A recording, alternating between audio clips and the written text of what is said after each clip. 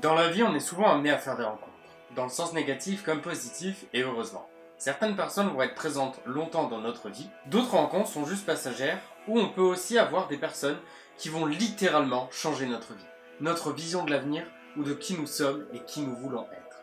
Et parfois, un simple carnet peut changer la donne, une rencontre indirecte mais qui bouleverse une vie, et notre vision de ce que nous voulons vraiment devenir. Une rencontre est une œuvre d'Isabelle Ponce, illustratrice, et Swan Merali, scénariste. Et cette œuvre est disponible aux éditions Lapin. Non, ça c'est mon lapin. La blague est pas ouf, je suis tout à fait d'accord, mais elle est vachement chou quand même, non? Les auteurs sont deux passionnants passionnés. Oui, parce qu'en fait j'ai eu la chance de les rencontrer au salon du livre d'en haut. Donc j'ai eu la chance d'avoir une dédicace, mais surtout de pouvoir échanger longuement avec eux. La particularité de cette histoire, c'est qu'on a deux sens de lecture pour deux points de vue totalement distincts. Le point de vue de Maxime, un Français, vivant à Paris, et celui de Yuki, une Japonaise qui a récemment emménagé en France et à Paris. Donc deux sens de lecture pour les deux protagonistes de notre histoire. Maxime est un trentenaire qui vit au rythme du métro-boulot-dodo. Et il est en couple avec une femme un peu plus jeune que lui. Et il ne semble pas totalement réceptif aux ambitions de Jeanne quant à leur avenir. Il a donc plus d'expérience qu'elle dans la vie, il a donc du mal à se projeter et pour cause, sa relation précédente n'a pas eu la fin heureuse qu'il aurait souhaité. Pourtant elle semble tout à fait charmante, mais sans doute un peu trop entreprenante. Une petite rime pour une histoire un peu poétique, voilà, c'est cadeau. Yuki, notre deuxième protagoniste, a récemment emménagé en France afin d'y retrouver son fiancé. Encore une rime. Seulement, à présent, tout semble vraiment différent. Quand il était au Japon, lors de leur rencontre, il était absolument disponible. Tout le temps, il s'intéressait énormément à elle et étaient tous deux toujours en train de vagabonder dans les rues japonaises à la découverte de la moindre petite chose. Mais aujourd'hui en France, quand elle le rejoint, il semble peut-être un peu trop impliqué dans son travail. Et c'est donc extrêmement difficile pour elle qui a quitté sa famille et ses amis au Japon pour venir en France et n'être qu'avec lui. Alors qu'elle se débarrassait de quelques-unes de ses affaires, qu'elle avait pris en France pour une raison totalement inconnue, parce que ses affaires d'école, ça sert pas forcément à grand chose, le sac poubelle qu'elle était sur le point de jeter finit donc par céder sous le poids de toutes ses affaires qu'elle souhaite jeter. Et un carnet se retrouve donc à terre totalement oublié. Maxime va alors tomber dessus par le plus grand des hasards. Il va le lire, mais après tout il s'en fout un peu de ce carnet qui semble être un journal intime, puisqu'après tout il ne la connaît pas. Il va lire, s'apercevoir de quelques idées noires, et va alors décider de lui répondre, tout simplement.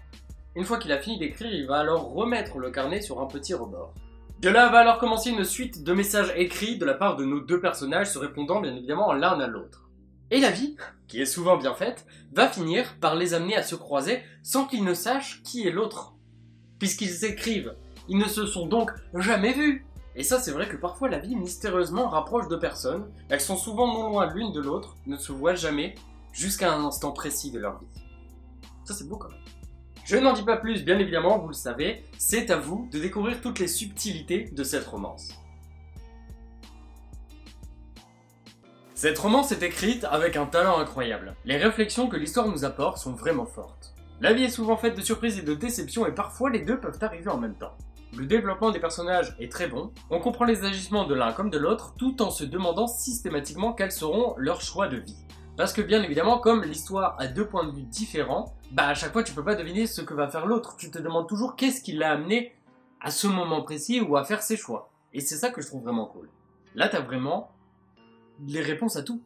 J'aime énormément les romances, ça c'est plus un secret pour vous. Elle m'a touché et me donne énormément envie de vous en parler et de vous donner envie de la lire. Donc j'espère qu'après cette vidéo, vous allez foncer, vous procurer cette romance merveilleuse. Le style graphique est incroyablement efficace et magnifique. Je suis désolé, il faut le souligner. Il est léger et parfois plus rigide, ce qui accentue encore plus les émotions que dégagent nos personnages à travers le dessin. Et ça, j'adore. Le découpage est assez incroyable et nous laisse vraiment l'occasion de respirer quand par exemple il y a une grosse scène de dispute assez violente. Les pages qui vont suivre seront souvent l'envie du personnage de s'aérer, de se changer les idées, de changer l'esprit, ce que nous aussi on fait. Et du coup à la lecture ça se ressent énormément bien, puisque après une grosse dispute ou après des choses et des mots qui peuvent être parfois un peu violents à entendre ou à lire, le personnage va donc alors lui sortir pour s'aérer l'esprit, mais à travers l'histoire qu'on est en train de lire, ça nous aussi nous fait redescendre un peu et on respire aussi, t'as l'impression vraiment de vivre en fait la dispute avec les personnages. Le choix des couleurs pour chaque point de vue est aussi lui très original et très intéressant et très bien pensé. Couleur un peu pamplemousse saumon, aucune idée de ce que je raconte. Et pour Yuki, c'est plus un peu couleur vert presque pistache. C'est une couleur qui n'existe pas, ok, oui, je sais, et je vous emmerde. Et le principe qu'ils ont eu d'avoir une couverture de chaque côté pour commencer chaque point de vue est ultra cool. Parce que regardez, oui, le Tom était juste à côté depuis le début et vous ne l'aviez peut-être pas vu. On a les contours du visage de Yuki avec Maxime à l'intérieur. Et de l'autre côté, on a donc les contours du visage de Maxime avec Yuki à l'intérieur. Je trouve ça trop cool. C'est trop bien. Et en plus, c'est super beau. J'espère que la vidéo vous a plu, mais surtout que vous apprécierez l'œuvre autant que moi je l'ai appréciée. Je tiens encore une fois à remercier les auteurs et du coup aussi Manga no Yume parce que j'ai énormément pu discuter avec eux. Ils sont incroyablement sympas. Et peut-être qu'un jour, je finirai par les revoir pour une occasion peut-être inconnue. Et qu'on aura l'occasion d'échanger ensemble sur cette œuvre, ce qui les a amenés à tout ça, à ce développement, à leur rencontre. Parce qu'après tout, c'est aussi le sujet de l'histoire. Ça fait un peu blague, mais un peu pas trop blague en même temps, j'aime bien. Sur ce, je vous dis à très bientôt pour une prochaine vidéo qui sera, je vous le dis, je vous spoil Kaiju 8, voilà, parce qu'en même temps on a eu une vidéo la semaine dernière, unboxing folle, et mon introduction, j'espère réussir à faire un truc quali. J'ai des doutes parce que c'est moi qui vais le faire quand même, mais on croise les doigts. Bonne lecture à vous, je vous dis donc à très bientôt, bisous sur les fesses.